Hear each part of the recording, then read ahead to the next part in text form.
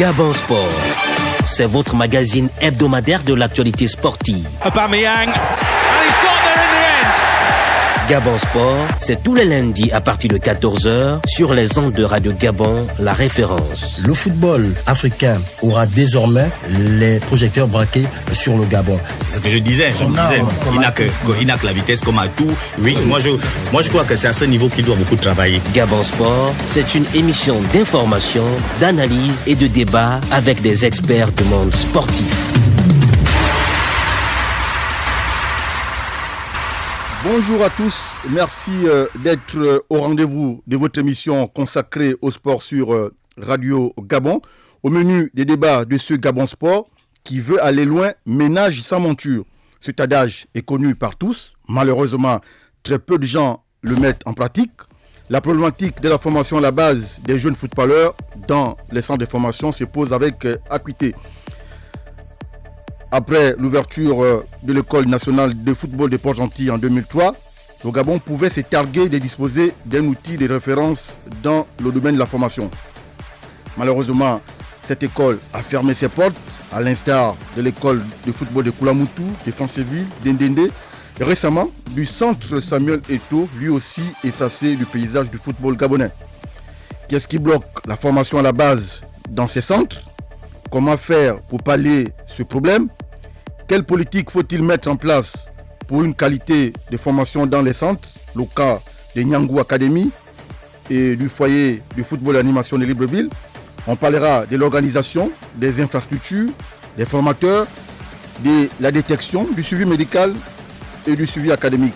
Ces questions sont au menu de la première partie de Gabon Sport. Pour évoquer ces sujets, nous avons comme invité Rigobert Nzamba, président de Nyangou Academy. Bonjour, monsieur le président. Bonjour. Léandre Ebobola Tsiba, président fondateur du foyer de football et d'animation de Libreville. Bonjour, monsieur le président. Bonjour. Pour l'interroger dans ce studio, il y a Pépé Ndomeyo de la radio Urban FM. Bonjour. Bonjour. Freddy Koula, journaliste consultant pour RFI. À la technique, il y a Julien Makita. Et à la réalisation, Frédéric Nancy Pagna. Gabon Sport, c'est maintenant.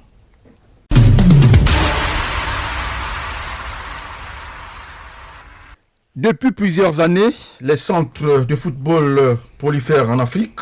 Le Gabon, loin d'être précurseur, connaît aussi une nette augmentation des centres de formation. Mais l'image de son football d'élite, la qualité de la formation n'est pas la meilleure.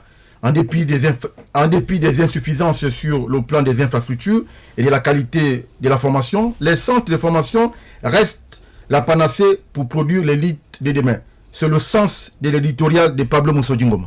Formation par-ci, formation par-là, c'est devenu presque un refrain de la part des dirigeants sportifs qui ont vite fait de trouver la raison de l'échec de leur politique. Si d'aucuns y voient en théorie la véritable thérapie, d'autres sont vite passés à la pratique. Mais quand on pèse sur la balance, ce n'est pas forcément la chose la mieux partagée dans le football gabonais. La déperdition de certaines générations prometteuses peut s'expliquer. Tenez, Alfred Mabika, qui a redonné plus de vie et de consistance au ministère des Sports en 2003, créé l'école de football de Port-Gentil à la suite d'une large détection nationale avec le projet Génération Top 100 encadré par les Espagnols. On verra les Mabouela, Boubenche, Ngamamba, bref, la crème des anciens footballeurs de Port-Gentil transmettre leur vécu dans une école dirigée par les nationaux comme Borono, Obiang, Ngamamba, jusqu'à la mort, validée par Billy Binze il y a un an sans solution de réchange. Solution peut-être l'Oxu qui a repris ses droits, mais vite stoppée par la crise sanitaire. L'école nationale de football de Port-Gentil qui a donné le Lévi Madinda au Tozoué, Tanjingora. Bref, un bilan très mitigé du fait de tensions de trésorerie. Disons plutôt des choix politiques hasardeux comme le championnat national de première division professionnelle au détriment de la formation. La formation coûte cher, mais la vérité passe par là. Finalement, c'est une question de mentalité et de vision étriquée. Les clubs n'ont jamais respecté le contrat-programme avec toutes les catégories. Mais parce qu'il n'y a pas tout naturellement de football sans formation, il faut entendre par formation la prise en compte de tous les acteurs dans un projet coordonné. D'abord, l'élite passe par une formation tous azimuts. En football, il faut s'appesantir sur les formateurs de qualité à l'expertise avérée, capable de transmettre des vrais fondamentaux aux jeunes. Formation donc dans sa globalité, les arbitres, médecins, les administratifs, voire les journalistes sportifs. Bref, la qualité passe par une légitimité dont peut disposer chacun dans son domaine de compétences. Après, il faut dans le cadre d'un projet bien huilé, comme le centre de formation de Niangou, ou le respect des âges et des rigueurs, voire le foyer de football d'animation de Libreville. La vérité, dans les structures de formation, il faut également désormais aller la chercher aussi au stade migovéen où les dirigeants de Lambaréné ont investi avec des infrastructures adéquates. Il reste à la FEGAFOOT et au ministère des Sports d'encourager ces initiatives privées avec une subvention qui pourrait constituer le déclic chez les autres clubs qui ont relégué au second plan la notion de formation, pourtant considérée par tous comme la vérité dans le football moderne. Vous venez donc d'écouter l'éditorial de Pablo Moussejou Ngoma, monsieur le président fondateur de Niangou. Un commentaire? Un commentaire, pas tellement. On a vite senti, on a compris que Pablo est dans le sujet, et ce qu'il dit, c'est une réalité, et je l'accepte. Monsieur le président Defal. Très bien. Je tiens d'abord à rectifier quelque chose parce que Léon Bobola n'est pas président fondateur du FAL. Je suis le président du FAL. C'est Thierry Bobola qui a fondé le FAL. Thierry Bobola n'est rien d'autre que mon petit frère. Alors, à la suite des propos de Pablo Moussejou Ngoma, j'avoue que je suis très flatté par la qualité de ses propos parce qu'il va droit à l'essentiel. On peut difficilement dire mieux.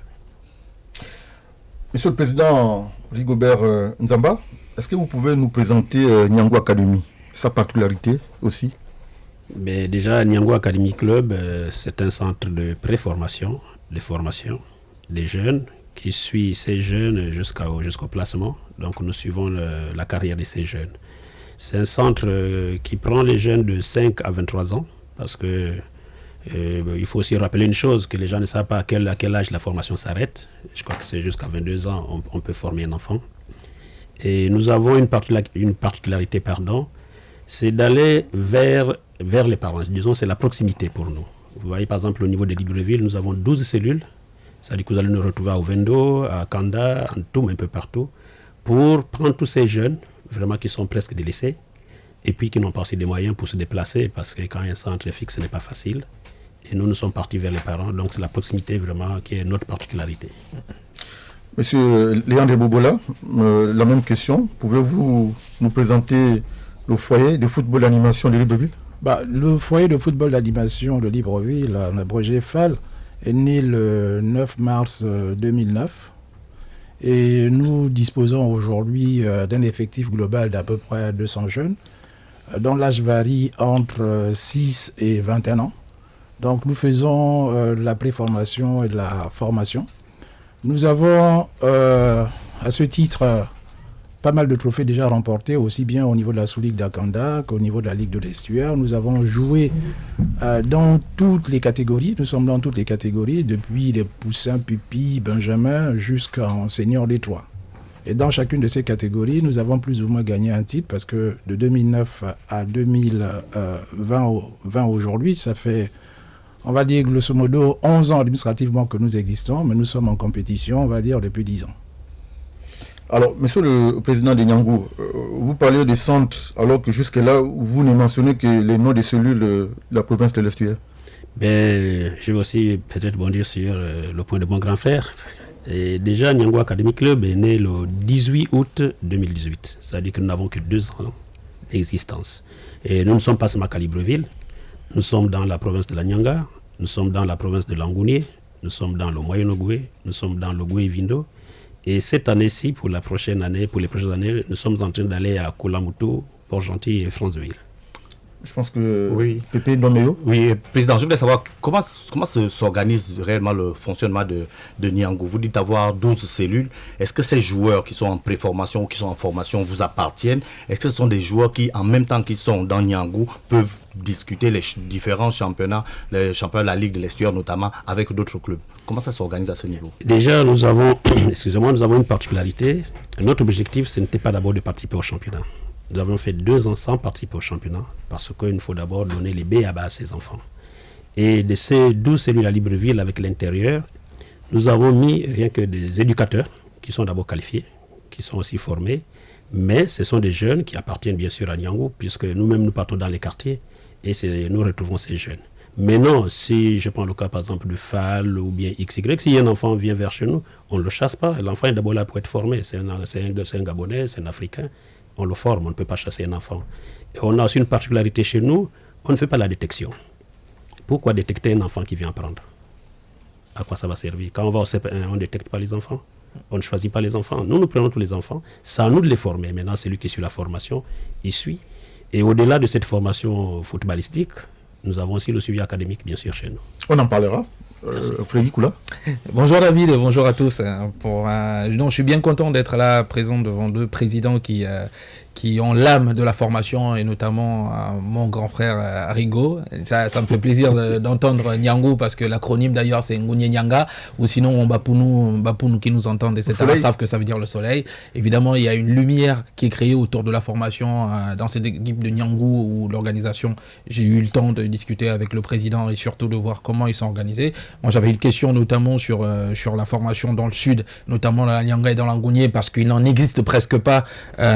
J'étais à Mouila il n'y a pas longtemps, à Tubanga ça fait un moment, j'y suis pas allé, mais comment vous pouvez transmettre ce que vous êtes déjà en train de faire à Libreville de ce côté-là, à Mouila et à Tubanga notamment, parce que ça n'existe pas. Évidemment, il y a aussi un autre problème, celui de la compétition des jeunes. Et je disais tantôt que dans la Nyanga et dans l'Angounié, les cellules existent.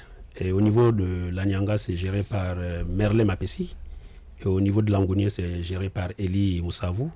Aujourd'hui, nous sommes même déjà au niveau de Mbirou, parce que nous sommes en train d'aller partout. Pourquoi pas, il faut intéresser tous les jeunes. Et ces jeunes sont encadrés par les éducateurs qui suivent d'abord une formation. Mais je me suis d'abord appuyé sur les enseignants d'EPS, parce que c'est déjà une base. Et en dehors des enseignants d'EPS, s'il y a des volontaires, ils viennent aussi faire la formation. Déjà, nous avons cette optique d'organiser des séminaires. L'an passé, on en a organisé 3. Et on invite tous les centres. Tous les centres, c'est gratuit. Excellent. Pourquoi pas, et c'est avec la collaboration de la FEGAFOOT qui nous soutient aussi, ça il ne faut pas le cacher. Et cette année, nous allons encore organiser aussi d'autres séminaires, déjà je crois le 19 s'il y a des confinements. Et je lance un appel à mon grand frère ici, s'il y a des jeunes éducateurs qui veulent se former, ben vous venez. Voilà notre moi j'ai une question pour les deux. On parle beaucoup de formation, on parle beaucoup de suivi académique, même si on va en parler plus tard. Comment on peut suivre réellement dans une formation, que ça soit pour qu'elle soit complète, des enfants que vous n'avez que quoi, 2 ou 3 jours par semaine pour certains, sinon quelques heures par semaine pour d'autres. Comment on peut réussir à suivre des enfants là? Ils vont à la maison, ils font tout ce qu'ils veulent, ils reviennent. Comment ça se passe? Je laisse d'abord. Alors, dans le cas du FAL, comme je disais tout à l'heure aussi, c'est que nous les prenons très jeunes. Il y a une relation de confiance qui naît avec les parents. Il y a des enfants qui sont quasiment abandonnés par les parents. Donc ceux-là, vous êtes quasiment l'autorité parentale, vous devenez de facto l'autorité parentale. Et pendant longtemps, on en a scolarisé pas mal. Je vous assure que ça coûte extrêmement cher de scolariser un enfant qui n'est pas vous. Parce qu'il y a des formations qui vont jusqu'à 200 000 francs, ainsi de suite. Et vous ne pouvez pas, au bout d'un certain temps, vous êtes essoufflé parce que la ressource ne suit pas. Vous êtes obligé, de temps à autre, de vous intéresser particulièrement à ceux que vous considérez comme étant les plus vulnérables dans un groupe. Ça veut dire que s'il va à l'école, de temps à autre, il faut s'intéresser à ses résultats, parce que c'est l'une des raisons pour lesquelles, pendant longtemps, et nous continuons d'ailleurs à le faire, à mettre des prix d'encouragement aux meilleurs élèves de notre centre de formation. Nous le faisons depuis le début de l'année. Nous disposons pour certains que de 2 à 3 jours d'entraînement. Comment suivre la progression d'un enfant? Ça, c'est des éléments techniques. Je pense que le petit frère ici est nettement mieux placé que moi pour le savoir. Techniquement, je pense qu'il y a de la matière et puis il y a des contenus pédagogiques que eux, ils enseignent à ces enfants-là pour pouvoir au moins garder ce contact-là au niveau de la performance. Mais quant à l'individu que nous formons, parce que nous formons aussi des hommes, au-delà du sportif, il y a aussi l'être, l'homme. Donc c'est un accompagnement d'instruction de manière tout à fait régulière qui nous permet de temps à autre de sortir l'enfant d'un milieu pour lequel il était totalement enlisé, soit il aurait pu devenir délinquant, mais c'est amener l'enfant par la pratique du sport à se surpasser pour permettre une intégration ou, à la limite, pour certains qui se sentaient déjà plus ou moins perdus, une réintégration dans la société. Mais c'est extrêmement difficile parce que pour certains, lorsque c'est au début, 2-3 jours, ça ne paraît pas suffisant, mais passer ces 2-3 jours, au bout de 2-3 ans, ça devient quelqu'un de la famille et il est beaucoup plus facile à gérer pour ce qui concerne les aspects sociaux. Mais peut-être que le petit Faki était un véritable technicien, parce que ceux des miens qui suivent ces enfants-là ne sont pas là. Mais lui qui a la pratique au quotidien, je pense qu'il peut quand même apporter quelques éléments de réponse que je pourrais peut-être partager aussi. Comme venait un peu de dire mon grand frère, ce qu'il dit c'est vrai. Et nous avons un suivi particulier. Tel qu'à Niango, j'ai par exemple mon premier vice-président qui est chargé de la formation. Lui, il est en contact avec tous les directeurs ou les chefs d'établissement encore, là où apprennent ses enfants. Et nous avons un contact permanent avec les professeurs principaux ou bien encore les enseignants principaux de ces enfants. C'est avec eux que mes éducateurs, mais surtout le vice-président, le premier vice-président, qui s'occupe de ça. Et à la fin de chaque trimestre, nous sommes même les premiers à aller à l'école avant les parents. Parce qu'il faudrait qu'on s'imprègne d'abord des résultats de ces enfants. Et comme le disait tout à l'heure, nous avons des enfants vraiment d'abord démunis, des enfants orphelins. Chez moi, si vous venez chez moi à la maison, j'en ai 2 ou 3 que je garde. Pourquoi? Parce qu'il y a aussi le social. Mais il a dit un mot, ça coûte cher. Vraiment, ça coûte cher, mais on fait avec. Frédéric Oula? Non, mais ce que je voulais demander à M. Rigobert, pour ne pas dire tonton, parce que je l'appelle tonton Rigaud, c'est le modèle ils sont en train de créer, le modèle de formation. J'en ai vu qu'un seul. Je pense qu'il y en a un qui existait à l'époque au Sénégal, et même en France, ça n'existe plus. C'est-à-dire qu'avec une polarisation de formation, parce que généralement, pour minimiser les coûts, les centres de formation, après, je sais pas, au Gabon, il n'y a pas d'agrément de centre de formation, mais les centres de formation, généralement, ils préfèrent se concentrer sur 1 ou 2 cellules avec souvent des équipes partenaires qui les pourvoient en footballeurs. La polarisation de la formation, là, ça doit coûter 3 fois plus cher en principe.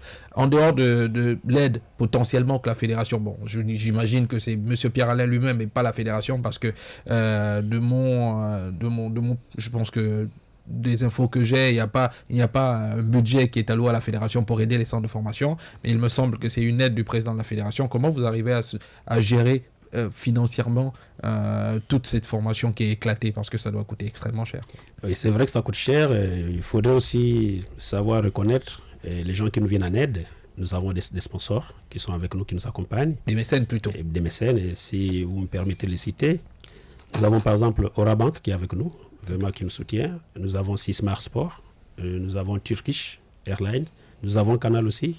Mais nous avons aussi les parents, parce que les parents eux-mêmes aussi, vraiment, c'est vrai que c'est pas facile. Mais les parents sont aussi des grands partenaires. Et ça veut que, et puis nous-mêmes aussi, puisque nous vivons de nos propres cotisations, bien sûr. Celui qui est membre, il cotise. Et je vais vous raconter la petite histoire. Quand j'ai refait mon bureau, mais c'est tous ceux-là qui ne respectaient pas les statuts et règlements que j'ai mis tout d'un coup de côté. Parce que c'est ça d'abord, ça, une association. Il faudrait d'abord vivre par vos propres moyens. Et c'est comme ça qu'on arrive à se débrouiller, si vous voulez, que ce soit à l'intérieur.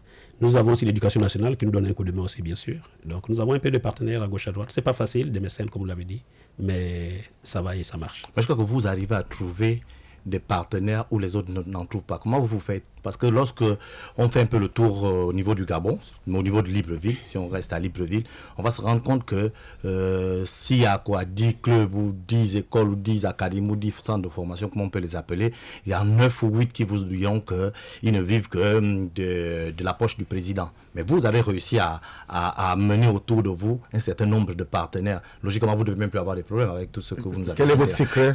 Comment vous avez fait? C'est plus de l'aide qu'autre chose. Mais c'est plus de l'aide qu'autre chose. Voilà, en fait c'est de l'aide, c'est qu'ici on a des problèmes. Mais je crois que ça dépend d'abord de l'objectif de chaque entité.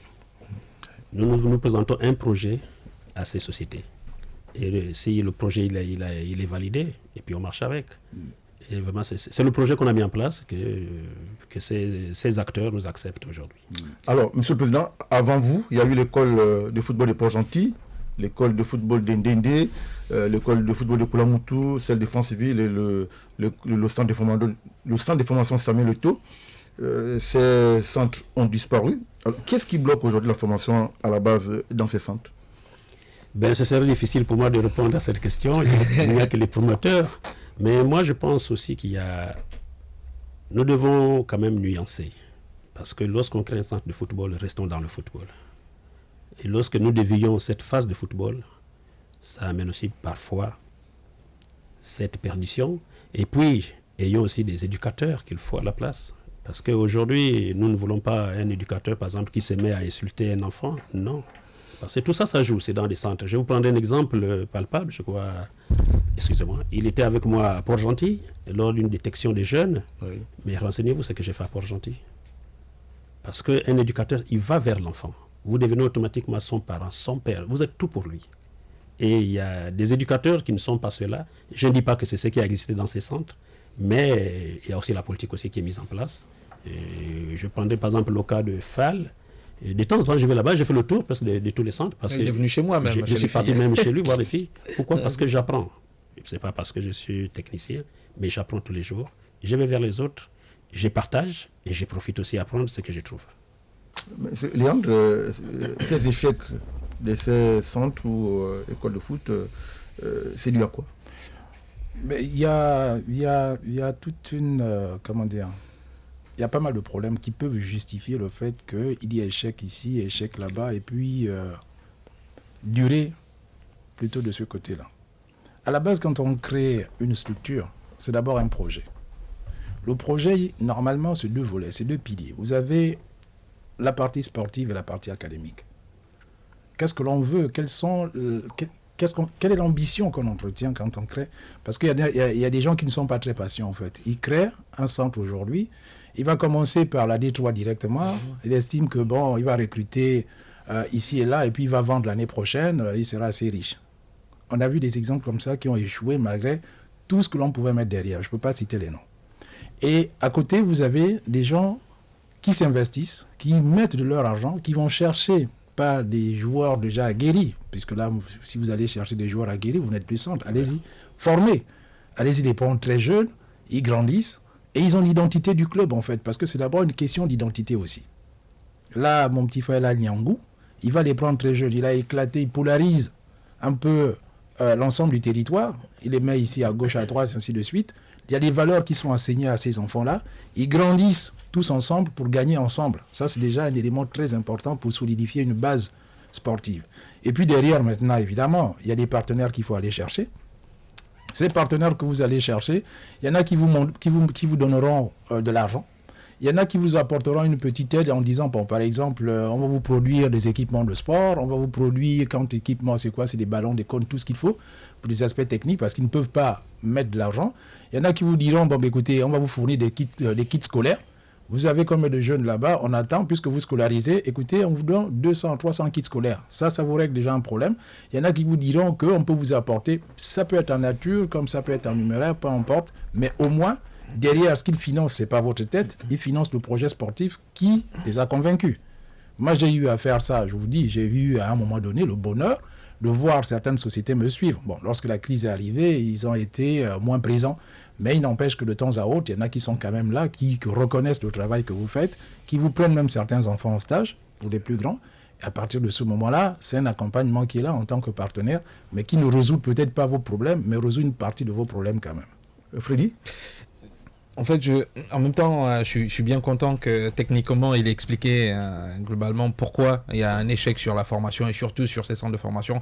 Port-Gentil est un cas qui est différent du cas du centre de formation de Dendé avec M. Pambou et surtout Samuel Eto'o, parce que les 2 centres, celui de Samuel Eto'o et celui de M. Pambou en Dendé, était centré autour des individus. Donc Samuel Eto'o, évidemment, le partenariat qu'il avait eu avec le président de la République, parce qu'on sait bien que le deal est parti d'Ali Bongo et Samuel Eto'o. Après, derrière, il y a eu que Samuel Eto'o s'est retiré dans le projet. Ensuite, le projet a été formidablement repris sur les 2 premières années par Yael, qui ensuite a créé son propre centre. Mais à Ndende, ça tournait autour de M. Pambou, qui mettait tout son argent, qui avait une ambition un peu démesurée, un peu frimeur également, même si c'est vrai que derrière, il y avait d'excellents formateurs. J'ai eu la chance, j'étais tout jeune, d'aller voir, pardonnez-moi, moi, franchement, je suis comme vous un tout petit peu, mais c'est que Ndende, ça formait hyper bien. J'avais vu ces jeunes jouer 2-3 tournois, j'avais vu quand ils étaient allés au Togo.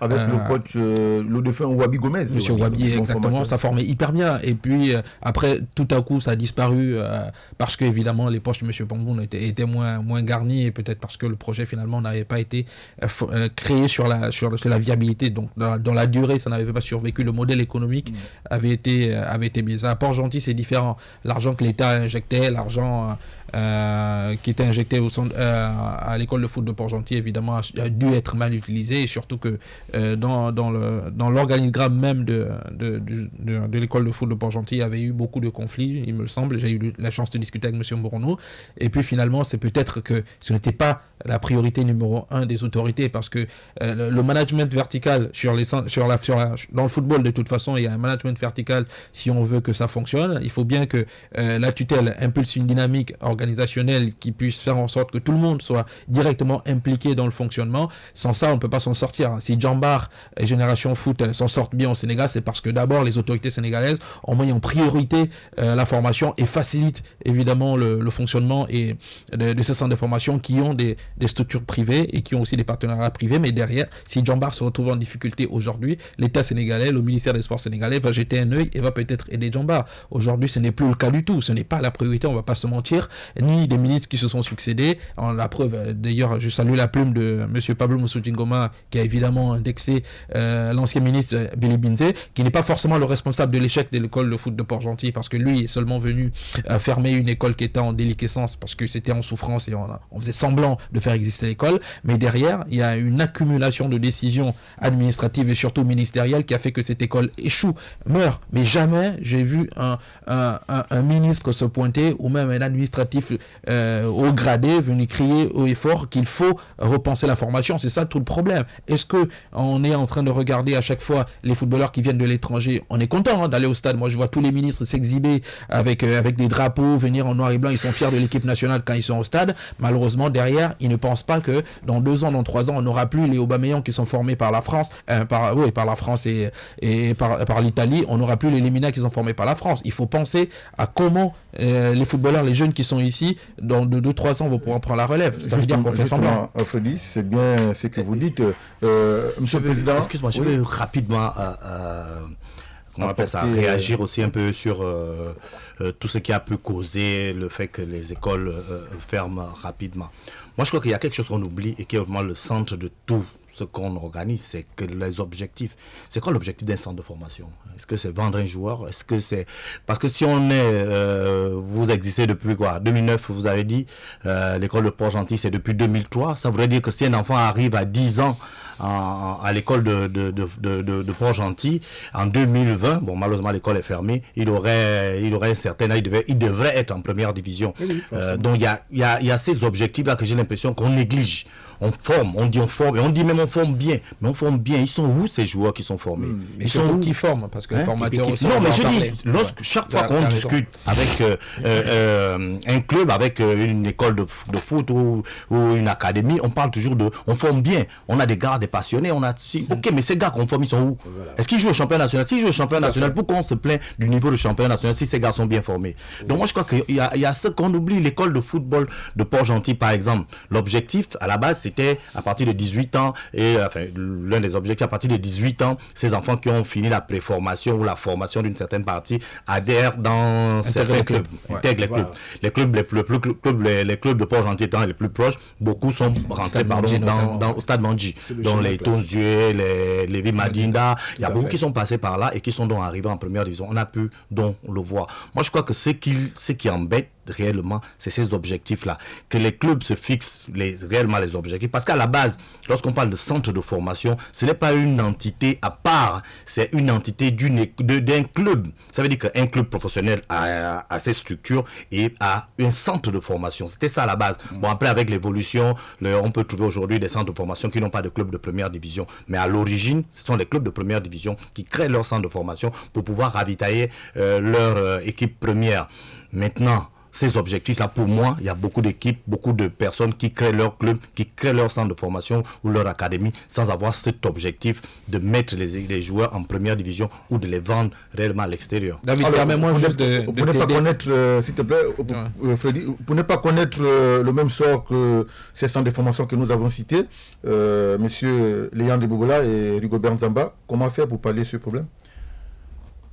Bon, disons que par rapport à ce qui vient d'être développé tout à l'heure, il faut partir du principe que quand on forme Normalement, c'est comme un produit normalement que vous prenez, vous l'accompagnez jusqu'à un certain... Je préfère parler jusqu'à maturité. Jusqu'à maturité.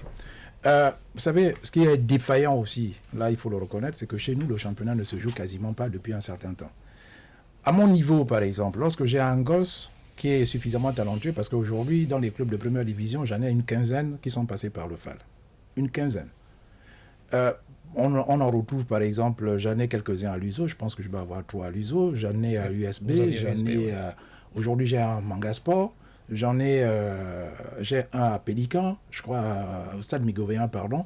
J'ai quand même pas mal de jeunes dans pas mal de clubs de première division aujourd'hui, même si en retour je n'ai rien, parce qu'il faut vous dire que ces garçons que je laisse partir, je n'ai pas un seul ballon en retour. Donc il n'y a aucune aide sous quelque forme que ce soit. C'est parce que j'ai fait le pari de contribuer à l'éducation, à l'élévation de ces jeunes compatriotes, parce que très sincèrement, si en retour j'attendais quelque chose d'hyper bénéfique, je pense que je briserais peut-être certaines carrières. Mais ce n'est pas le but. Le but, c'est de former des jeunes qui demain peuvent vivre de ce métier, peuvent faire du football un métier et puis en vivre.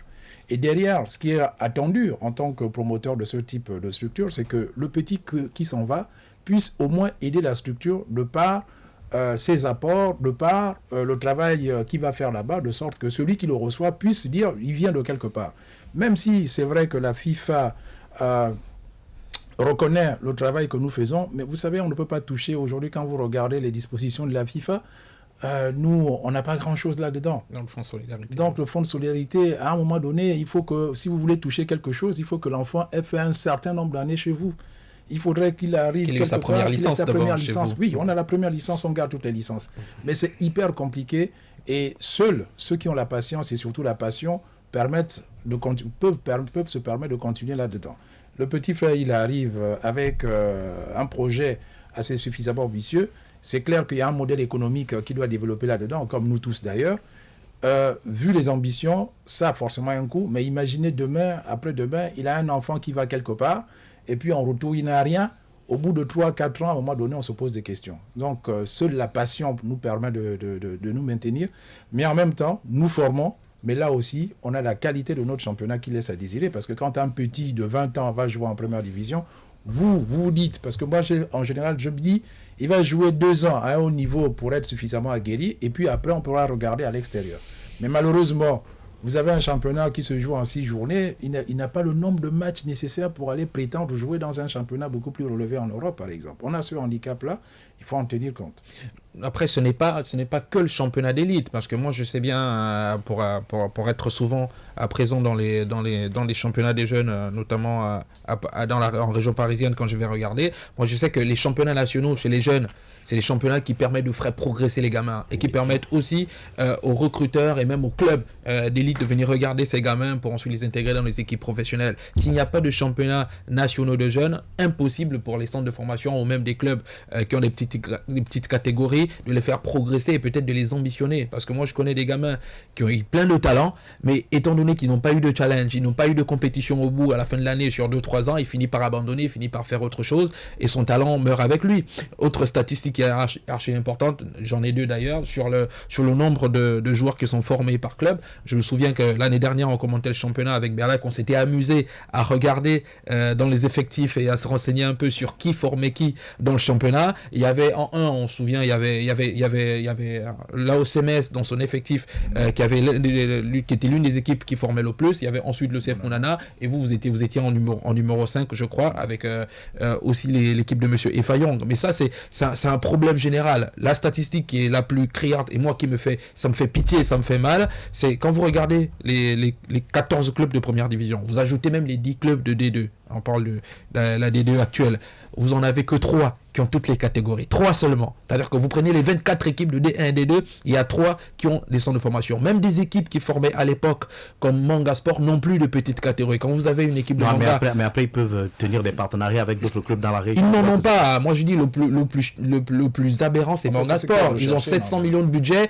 ils n'ont plus de centres de formation. Quand vous avez des équipes comme ça, qui ont de l'argent, qui ont la possibilité de former, qui ne forment pas, vous comprenez très bien que le mal global, il est ultra profond. Allez, messieurs, on va s'intéresser à nos invités, Niangou Academy et FAL.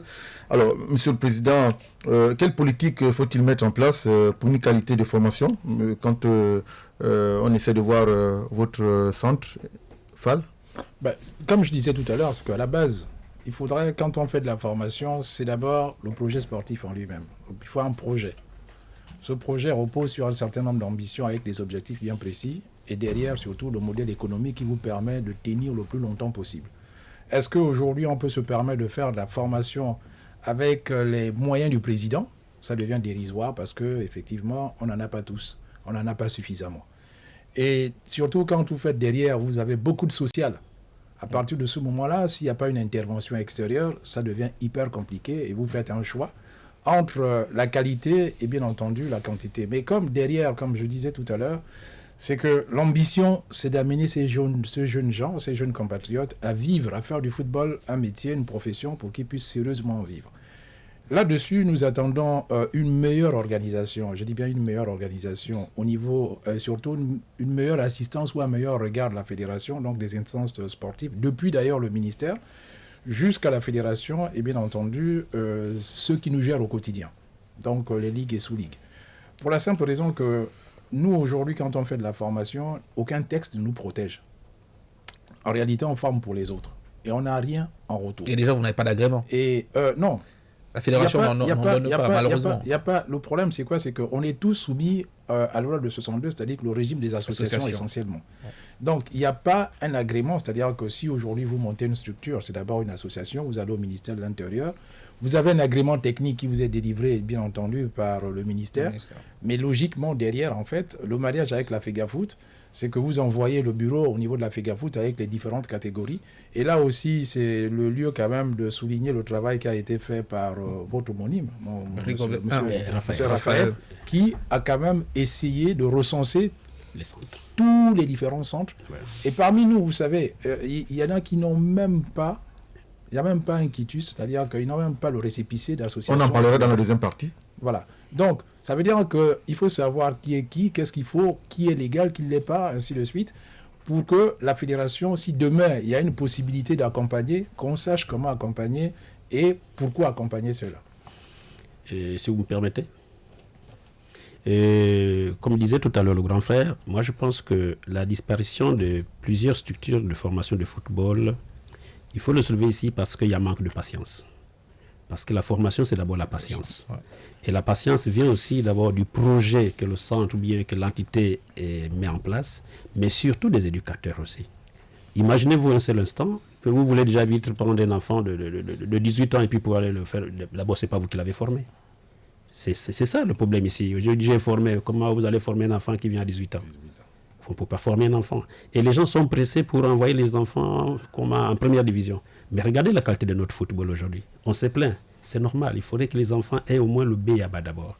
Et c'est pour cela, nous, particulièrement à Niangou, nous avons pris 2 ans qu'on ne joue pas au championnat. On forme. Et même ceux-là qu'on a formés, tous n'ont pas le même niveau. Mais on continue à former. D'où on s'est assis avec tout le comité. Et nous sommes en train de faire un travail. Si parmi, parce qu'aujourd'hui nous avons 663 enfants. Wow. 663 enfants. À travers le Gabon. À travers le Gabon. Moi je n'ai que 200. Yeah. On a 663 enfants. Mais nous allons faire un travail, et d'où si nous constatons que sur les 600, s'il n'y a pas 200 qui ont reçu au moins la base, mais on ne joue pas au championnat. On continue à former.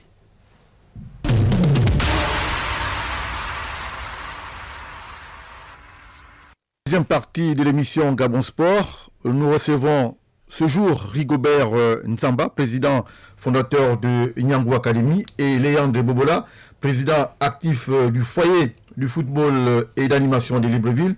Dans la première partie, nous avons évoqué les difficultés qui bloquent la formation à la base dans ces centres de formation.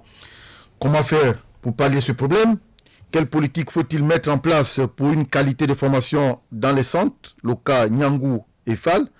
Dans la deuxième partie, on verra quelle politique faut-il mettre en place pour une qualité de formation dans ces centres.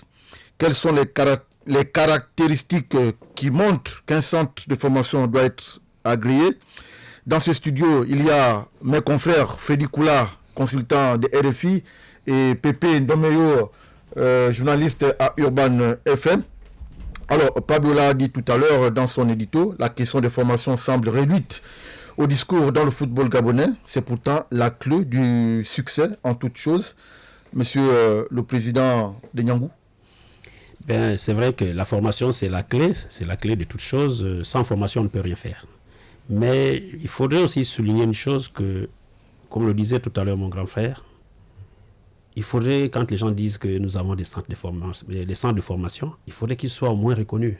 Aujourd'hui, vous allez trouver peut-être une cinquantaine, une soixantaine, mais je pense que hier, j'ai appris qu'à la fédération, on en a recensé que 10 ou 15. 10 ou 15, j'aurais appris. Mais pourquoi? Parce que ces centres ne sont pas... ne sont pas reconnus, ne sont même pas visibles. Ouais. Oui, et entre autres, je pense qu'il faudrait quand même lancer un appel. C'est vrai que ce n'est pas le travail de la fédération, c'est le travail, je pense, de la Ligue. Je m'appelle à l'époque de Mbournou, nous étions à l'ADTN, les années 2012. Il faudrait mettre au moins une équipe qui peut surveiller tous ces centres. Parce que nous, on faisait le tour du Gabon. On avait un œil sur toutes ces structures. Et vraiment, nous avons rencontré beaucoup de choses, des bonnes et des mauvaises choses. Mais qu'à cela ne tienne, comme on le disait, vraiment, il faut avoir des moyens. Vraiment, sans moyens, c'est pas facile. Permettez-moi juste de compléter ce que dit M. Rigaud. C'est qu'en France, par exemple, ils ont inventé, ou ils ont créé en 2009 qu'ils ont appelé l'IFFF, c'est-à-dire l'Institut français de la formation en football, etc. Ça permet quoi? Ça permet de suppléer les directions techniques, les directions techniques nationales. Ce qui est intéressant d'ailleurs en France, et ce qui est inintéressant ici, c'est que pour recenser les clubs, là en ce moment il faut faire à peu près du bouche à bouche, demander à Tubanga il se passe quoi. Or si on était sur le principe de l'agrément, ça aurait été beaucoup plus simple. C'est-à-dire que un centre de formation, c'est un peu comme les clubs de D1 ou des D2, on sait tous au début d'année qui est club de D1 parce qu'évidemment il y a les licences et il y a les clubs qui ont fait la montée. C'est pareil avec les centres de formation. Pour qu'on soit centre de formation agréé, il aurait fallu évidemment que la fédération donne au quitus pour être un centre de formation et regarde les structures de base, regarde comment ça fonctionne et regarde qui sont les éducateurs parce que c'est extrêmement sensible. On va aller dans les histoires des ministres, des ceci, etc. Mais le problème, c'est que le garant du football, de l'organisation du football, c'est d'abord la fédération. Ce n'est pas pour les accuser. J'ai eu un échange il y a 2 jours à peu près avec le président de la Fédé. Je lui rappelais justement, il faut qu'il prenne davantage ses responsabilités. Les Espagnols disent il faut qu'il ait plus de coronets. C'est lui le patron du foot. Et le patron du foot, il impulse la dynamique, il explique à peu près sa vision et il explique à la direction technique nationale ce qu'il faut faire comme travail. C'est bien de décentraliser, c'est bien de donner à chaque fois du pouvoir aux ligues en disant moi je ne peux pas tout faire, les ligues doivent faire, on me ramène tout. Le problème c'est que si tu n'impulses pas ta politique générale aux ligues, le travail ne sera pas fait. Et s'il n'y a pas d'agrément, on ne saura jamais qui fait de la vraie formation, qui suit les règles et qui est dans les standards. Le problème c'est surtout les formateurs. On a des gens qui ont des centres de formation, qui ont des éducateurs qui n'ont jamais passé un diplôme, qui n'ont jamais été même enseignants, même les enseignants des PES ne sont pas, je suis désolé, ne sont pas tous. Non, mais même pas tous. Ils sont, s'il y a 1000 enseignants des PES, il y en a que 100 ou 50 qui ont à peu près fait la formation de footballeur. Si on ne forme pas, on n'aura jamais de centre de formation de qualité. Mais ça, c'est de la responsabilité de la fédération qui délègue à la DTN. Évidemment, la DTN a un rapprochement avec le ministère pour trouver les moyens pour former et pour agrémenter les centres de formation. Moi, je vais poser une question à Léandre. Qu'est-ce qui fait en sorte que les enfants soient mal formés? C'est quoi le problème? Vous savez, d'abord la qualité du formateur. Moi, je parle en présence de mon petit frère Rigaud ici. Il y a d'abord la qualité de celui qui forme. C'est fondamental. Parce que, à la base, on est d'abord éducateur. C'est la même façon que vous élevez votre enfant chez vous pour qu'il ne soit pas impoli, qu'il ne soit pas agressif à l'extérieur.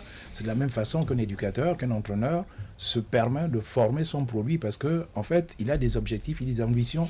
Sa formation obéit à quelque chose. Donc, en vous entendant parler, on n'a plus de bons formateurs. Je n'ai pas dit que nous n'avons pas de bons formateurs. On n'a probablement pas suffisamment de formateurs de qualité. Monsieur, depuis un certain temps, je pense que... avant même qu'il ne soit officiellement nommé DTN, monsieur Raphaël, monsieur Nzamba a fait des formations au niveau de la Ligue de football de l'Estuaire. Vous dites-vous bien qu'on a pendant longtemps eu ici des soi-disant entraîneurs, des gens qui occupaient des bancs de touche, mais qui n'avaient même pas un diplôme, même pas une licence C. Et imaginez-vous quelqu'un qui n'a pas cette formation de base. Comment peut-il entraîner? Comment peut-il donner une séance d'entraînement de qualité? À la limite, n'importe qui peut s'improviser entraîneur pour peu que vous ayez la capacité de pouvoir faire exécuter 2-3 mouvements. Ça veut dire que ce n'est pas des entraînements que vous faites des big matchs, on fait 3 tours de piste, on transpire, et puis on fait 2 camps et vous jouez. Le lendemain, vous allez jouer un match quelque part, au petit bonheur, la chance, vous avez gagné, et c'est tant mieux. Mais ce n'est pas ça en fait. Là, il n'y a pas la qualité. Alors, je vais poser une question à Gilbert Nzamba. Quelle est la différence entre un entraîneur et un éducateur? Je pense que c'est tout simple. Un éducateur, c'est d'abord celui-là qui éduque d'abord les enfants. C'est un modèle, c'est un père, c'est un tout pour un enfant. Un entraîneur, c'est celui-là qui a déjà les diplômes qualifiés, par exemple à partir de son premier, son deuxième, son troisième, les licences qu'on appelle aujourd'hui. Mais un éducateur, lui, il a quoi?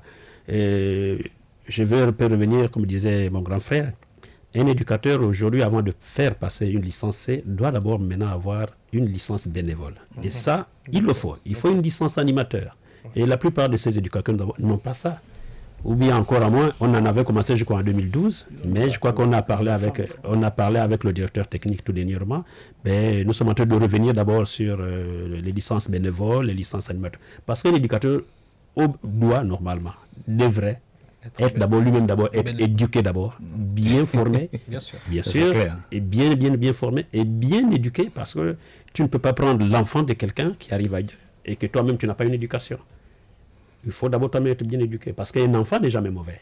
Et ça, c'est vrai que j'ai ce chapeau d'être aussi formateur au niveau de la fédération. Et ça, je ne cesse de dire aux jeunes éducateurs, un enfant n'est pas mauvais. Un enfant, il vient apprendre. Imaginez-vous aujourd'hui, vous avez 1000 enfants. Et que toi, l'éducateur, tu te mets à insulter un seul enfant. Mais vous allez perdre les 1000 enfants. Oui. Parce que c'est le seul enfant-là qui a dû amener les autres. Comme vous êtes éducateur, moi j'avais une question, permets-moi, s'il te plaît, David. Vous êtes éducateur à la Fédé et c'est très bien. De toute façon, comme on est aussi là, on lave un peu le linge sale en famille. Comment ça se fait que pendant des années, il y ait des grands écarts en termes d'organisation, de formation notamment. Moi j'ai vu par exemple là il n'y a pas longtemps, ils ont organisé une session de formation pour son premier degré, comment ils appellent ça, licence C. Pourquoi on prend autant de temps pour former des gens? Et on a des gens qui sont restés autour des équipes, autour des clubs en tant que coach, qui n'ont jamais eu même cette licence. Et pourquoi on prend autant de temps pour former, alors que c'est censé être le rôle basique d'une DTN? C'est quoi le problème Mais vous êtes en face de l'un des formateurs. Ouais, justement, je lui pose la question parce que ça, c'est mon premier point. La deuxième question, vous allez en profiter pour en répondre. Quand je regarde le gap de personnes formées, j'en ai discuté avec M. Raphaël il n'y a pas longtemps.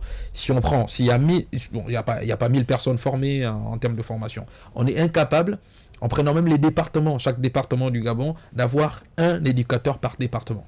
Parce que beaucoup de gens, même à la fédération, vous considérez que la formation c'est Libreville, mais vous oubliez l'intérieur des provinces. En province, il n'y a presque personne qui est formé. C'est quoi le problème? Déjà, encore je vous remercie pour cette question, mais je vous apprends une chose, que ce n'est pas la fédération qui organise les stages. C'est la ligue, ce sont les ligues qui organisent les stages. La fédération vient en appui, la fédération vient soutenir. Pourquoi? Imaginez-vous par exemple la Ligue de la Nyanga, mais si vous-même vous ne demandez pas le stage, ce n'est pas la fédération de venir demander un stage. Et encore, au-delà, il nous faut au maximum 10 personnes pour faire un stage. Alors que nous avons par exemple des provinces, il y a cela 4 ans, 5 ans, on ne présente que 2, on ne peut pas se déplacer pour aller former 2 éléments. Et moi-même qui vous parle, moi j'ai presque fait le tour, j'étais à Makoukou, j'étais à Oyem, j'ai fait un peu le tour, mais c'est parce que les ligues en demandent. Et la fédération ne vient qu'en appui. Mais si les ligues ne demandent pas, et il n'y a pas que la ligue, je vous prendrai encore un exemple, même nous les centres, même les clubs peuvent demander des formations. Moi j'en ai demandé 2 l'an passé. Mais en collaboration avec la FEGAFOOT, on vous envoie des experts qui viennent former tous vos éducateurs. Je crois qu'il y a un problème d'information aussi à ce niveau. Parce que s'il a bien fait de poser la question, c'est que c'est une question qui revient, c'est une question qui est un peu générale. Maintenant, de savoir que les clubs peuvent faire cette demande-là, je crois que c'est un grand pas. Maintenant, je voulais rapidement revenir sur quelque chose qu'on a survolé tout à l'heure. Je crois qu'il ne faut pas qu'on ait honte lorsqu'on est honte entre griffes, lorsqu'on a une structure telle qu'un centre de formation ou une école de foot pour dire que je fais du business. Parce que chaque fois qu'on parle, on en parle, tout le monde dit non, je fais du social, je fais de la passion, d'accord, mais c'est du business. Ça veut dire que vous créez un centre de formation, vous allez former des jeunes, mais derrière vous devez gagner de l'argent. Pourquoi on a souvent honte de le dire clairement? C'est pas mauvais, au contraire, lorsqu'on sait que vous êtes là pour former et pour que ces enfants soit dans des clubs structurés, et derrière ça, vous aurez vos ristournes qui vont permettre que vous fassiez grandir votre association, votre structure. C'est une très bonne chose. Je crois que les plans de développement des autres clubs, c'est comme ça que ça se passe partout ailleurs. Alors, juste une précision sur l'aide de la FIFA. 10 centres ont reçu l'aide de 300 000. Allez, on continue donc le débat. David, on devrait rire, mais bon. C'est déjà ça. Allez, est-ce que le manque des infrastructures peut-il constituer un obstacle, Monsieur Léandre? Absolument. Parce que, vous savez, on forme pour une discipline sportive.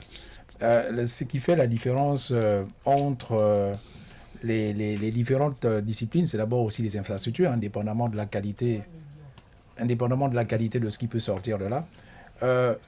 On a aujourd'hui, par exemple, une insuffisance criarde des aires de jeu. On peut se retrouver à 3 ou à 4 à partager une même aire de jeu. Oui. Et on va essayer, mais en fonction des effectifs des uns et des autres, vous savez que la durée que vous passerez sur l'aire de jeu ne vous permet pas d'être aussi performant que celui qui dispose de ses propres installations. Ça, c'est une réalité. Donc, à côté de ça, il y a des carences aussi individuelles que l'on peut rencontrer dans le fonctionnement de chacun des centres, dans la qualité des gens qui animent, dans la qualité des éducateurs, ainsi de suite. C'est autant d'éléments qui justifient, mais ce n'est pas les seuls. Mais par rapport à votre question, évidemment, les infrastructures nous posent sérieusement problème. Déjà, nous, ici, au niveau de Libreville, pire encore à l'intérieur du pays. Donc, c'est une question récurrente. Et ça, les solutions sont souvent trouvées à travers des politiques globales, en fait. C'est des politiques publiques sportives qui permettent, sur la base au moins d'une vision assez soutenue, de procéder à des constructions d'infrastructures qui permettent une animation à l'intérieur du pays. C'est fondamental. Chez nous, vous arrivez, c'est quasiment la capitale. Vous arrivez, le stade, il est à la capitale. Il y a quelques rares exceptions où dans 2 provinces, il peut y avoir 2 équipes de football, mais au-delà, les petites formations ne savent pas où aller jouer parce que chez les autres, vous avez des aires de jeu qui sont comme ça accessibles au public et les gens commencent à venir jouer là-dessus. Vous commencez à détecter un petit garçon qui est suffisamment talentueux, vous le prenez, vous essayez de l'encadrer. Mais chez nous, effectivement, on est 4 ou 5 à se partager un petit stade. Et chacun va... À citer les ailes. Voilà. Est-ce que c'est pas un danger? Moi, je me dis, chez nous, il y en a un proverbe qui dit, lorsqu'un aveugle dit qu'il va te taper le bâton, c'est qu'il a déjà le bâton en main. C'est un proverbe français. C'est un proverbe français. Donc, lorsque vous dites que vous mettez en place une structure, oui, c'est que quand vous avez déjà regardé les contours, vous avez déjà regardé l'environnement. Absolument. Vaut mieux, moi je préfère, enfin c'est peut-être, je vais dire ça de manière peut-être un peu brute, mais je préfère ne pas former que de mal former. Oui. Donc si vous avez, c'est comme ceux qui ont les écoles de manière académique là, tu n'as pas de table banc, tu crées une école privée, tu n'as pas de table banc, tu as un enseignant pour 2000 élèves, tu n'as pas une structure, les enfants sont dehors. Mais il vaut mieux, personne ne t'a imposé à venir ouvrir cette école. Alors je veux parler pour moi. Oui. Lorsque le FAL naît, en fait, on n'a pas ce problème-là parce qu'on est quasiment seul. Au niveau de la Cité des Ailes, nous avons un contrat d'occupation du stade avec la Cité des Ailes. Mais je n'en suis pas propriétaire. Donc demain, le propriétaire, qui est une association de Vieux Poumons, veut faire son business. Il va me voir et me dit, écoutez, au lieu de prendre maintenant toute la semaine comme tu avais, dorénavant vous êtes 2. Ensuite, il y a une petite communauté étrangère qui voudra venir s'entraîner parce que lui, ce que je paye, ce n'est pas suffisant pour faire tourner son association. Lui, il va louer à 4 ou 5 associations. Je n'ai pas le pouvoir de lui interdire de louer son stade. Donc, du coup, en fait, je vais être en situation difficile, mais je ne peux aller nulle part que là. Donc, je suis obligé de m'adapter à cette situation-là. C'est une réalité que nous avons. Si derrière, on avait des stades qui étaient d'office agréés par la fédération ou tout ce que vous voulez, la Ligue, c'est-à-dire que la Ligue va dire, écoutez, nous, on fait de ce stade-là une location de la Ligue, pas seulement de ce centre de formation, mais c'est la Ligue qui va devoir louer, c'est-à-dire que nous, on vient sous couvert de la Ligue. C'est compliqué, je ne sais même pas si ça se passe. Non, mais ce serait pas compliqué. Ce serait pas compliqué. Il y a combien de centres de formation à Libreville? Non, il n'y a pas que Libreville, le Gabon. Mais non, c'est un exemple que je prends. Il y a combien de centres de formation à Libreville pour que... On parle d'entraînement, on ne parle pas des jeux de match. Non, ce n'est pas compliqué. Moi, je sais par exemple la région. Attendez que je termine. Ce n'est pas très grave. Ce que je veux dire, c'est que derrière tout ça, Et là, je rejoins tout à l'heure, on me disait que sur la cinquantaine que nous sommes, finalement, il y a 10. Ouais. Mais comment voulez-vous que 50 bonhommes, 50 centres, ces 50-là, sur les 50, il y a peut-être 40 qui participent à des championnats. Comment peut-on aller jouer un championnat si on n'est pas légal? Comment peut-on participer à une compétition si on n'a pas des documents justificatifs de votre existence? Ça veut dire que vous êtes un club de quartier, vous avez payé à la Ligue pour participer à une compétition, c'est ce que ça veut dire. Puisque là, le travail qui a été fait par le DTN, M. Nzamba, Raphaël, a permis de mettre à la lumière du jour certaines carences qui ont été volontairement entretenues avec le laxisme des ligues. Ça, c'est inadmissible. Or, si on va maintenant dans la légalité, l'organisation telle qu'elle est voulue par M. Nzamba Raphaël depuis qu'il est arrivé, ça veut dire que nous participerons aux compétitions que les associations légalement constituées. C'est bien compris, M. le Président. Alors, Rigobert, qui dit formation, dit infrastructure de base. Nous, à Niango, qu'est-ce qu'on cherche? C'est un espace vert, mais sécurisé. Pourquoi? Parce que nous avons les plus petits. Et c'est facile à travailler avec les plus petits. La solution, elle est peut-être tout trouvée. Après, ce qu'ils disent, ils ont totalement raison. Moi, je dis qu'il n'y aura jamais de solution à ce problème-là s'il n'y a toujours pas de collaboration entre ceux qui sont administratifs et ceux qui sont associatifs. Je prends un exemple simple en province. Figurez-vous qu'il y a des stades communaux qui ont été créés par l'État dans une politique de développement du football, etc., qui pourrissent et qui sont complètement à l'abandon en province. À Mouila, n'en parlons pas. Silikaki n'avait pas joué, le stade était dans l'herbe, et même Tata Migolet était dans l'herbe il n'y a pas longtemps. Comment vous vous rendez compte qu'il y a des stades communaux qui sont presque oubliés, et il y a parfois des clubs qui croupissent dans la misère dans ces provinces-là, qui n'arrivent même pas à avoir un stade pour pouvoir jouer. C'est là tout le problème, c'est qu'on a des stades, on a des infrastructures qui sont peut-être modelables, qui sont peut-être renouvelables. Ce n'est pas une question de verre. Mais oui, ça veut dire que moi je peux pas comprendre ça. Pépé, si vous alliez à la dire, comment il peut avoir un aire de jeu qui est vide et vous à côté, vous n'avez pas d'endroit où s'entraîner. C'est le fonctionnement qui pose problème. C'est pas le fonctionnement. Entre ceux qui sont propriétaires des stades au ministère des Sports et la fédération, il doit y avoir. Non, il y a d'abord. Je suis désolé. D'abord, tu as une structure privée. Tu veux. Les stades sont gérés par les directeurs provinciaux. Et ensuite, lorsque tu dis que tu crées un club, on les met à disposition. Les journalistes maintenant là. Lorsque tu dis que tu crées un club, dirige les débats ici, on va regarder le débat. Lorsque tu dis que tu crées un club, je crois que la première chose, c'est d'avoir un stade. Pépé, en France, je crois. Non, on a une réalité. On a une réalité. Je n'ai pas parlé de pardon. Je n'ai pas parlé de propriété. Je n'ai pas parlé de propriété. Non, c'est pas parler de propriété. Non, je ne parle pas de propriété. Monsieur Freddy, Pépé, on va poursuivre le débat. Est-ce qu'aujourd'hui, il ne faut pas changer un peu de paradigme? David, on refroidit le débat. Il n'est pas nécessaire aujourd'hui de plaider pour un renouveau des méthodes de formation, Monsieur le Président? Disons que le tout, il faut d'abord réglementer un certain nombre de choses. Je vous assure que s'il n'y a rien qui soit écrit, chacun peut devenir imposteur, chacun peut devenir formateur, chacun peut faire ce qu'il veut. Si on se contente simplement du volet associatif, ça veut dire qu'on va au ministère de l'Intérieur, on a le titus, et puis bon, l'agrément technique, le ministère a donné, mais pas la fédération, parce que la fédération doit nous produire des exigences sur la base d'un cahier de charge pour pouvoir être centre de formation, pour pouvoir prétendre s'asseoir sur un banc de touche. Il faut se remplir, il faut avoir telle licence, il faut avoir tel diplôme, ainsi de suite. Je crois qu'à la Ligue de l'Estuaire, ça se fait déjà, non? Oui, à la Ligue de l'Estuaire. Qu'est-ce qui s'est passé à la Ligue de l'Estuaire? Parce que là, monsieur, mon petit frère ici présent peut vous dire, c'est que on observe que depuis à peu près, on va dire quoi, 3 ans. Depuis 3 ans, monsieur Raphaël, il n'a pas attendu d'être DTN. Monsieur Raphaël et monsieur Rigaud ici se sont déployés à côté de certaines ligues pour faire vraiment de la formation. C'est qu'on avait une carence au niveau des entraîneurs, mais vraiment une carence. Parce que moi, je me rappelle, la dernière fois, j'ai dû envoyer un entraîneur se former à l'étranger parce que les formations ne se faisaient pas ici. Vous êtes retrouvé en Allemagne avec un de mes coachs. Ah oui. Mais c'est parce que, pourquoi est-ce que je vais envoyer quelqu'un aller si loin? Alors que s'il y avait une possibilité de le faire ici, on le ferait. À un moment donné, il fallait attendre les formations de la CAF. Mais aujourd'hui, on a des formateurs, monsieur Rigobert ici, en état. Donc, ce qui justifie aujourd'hui, quand vous voyez des sessions de formation, puisque j'en ai parrainé quelques-unes, vous voyez les sessions de formation, on a 30, parfois même au-delà, de stagiaires, et qui viennent pour une licencier, parmi lesquels des anciens footballeurs. Et ça, c'est ce qui est très intéressant. À partir de ce moment-là, Donc, on peut maintenant mettre une exigence en disant celui qui n'a pas cette licence, puisque nous savons qu'il y a une alternative, parce qu'elle est faite ici, les formateurs sont là, il y a des sessions de formation, et aujourd'hui même, dans le calendrier des activités de la Ligue de football de l'Estuaire, il y a un programme de formation, de stage qui est mis en place. Donc, il n'y a plus d'excuses, d'où maintenant cette rigueur que nous imposons. Alors, c'est la fin de ce numéro.